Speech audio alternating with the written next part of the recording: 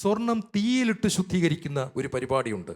1064 degree സെൽഷ്യസിന് മുകളിൽ ചൂട് കൊടുക്കുമ്പോൾ സ്വർണത്തിൽ നിന്നും കലർന്നിരിക്കുന്ന സകല മാലിന്യങ്ങളും നീക്കപ്പെടുന്നു. എത്ര ഡിഗ്രി? 1064 ഡിഗ്രി. വെള്ളം തിളയ്ക്കുന്നു 100 ഡിഗ്രിയിലാണെന്ന് ഓർത്തോണം.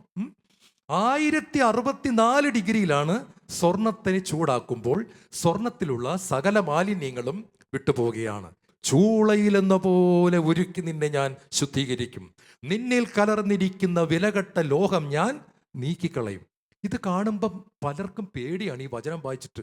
ദൈവം നമ്മളെ ഇട്ട് പൊരിക്കുമെന്നാണ് പറഞ്ഞിരിക്കുന്നത്. ആക്ച്വലി പ്രിയപ്പെട്ടവരെ, ഇത് പൊരിക്കുന്നതിനെയും കരിക്കുന്നതിനെയും കുറിച്ചൊന്നുമല്ല.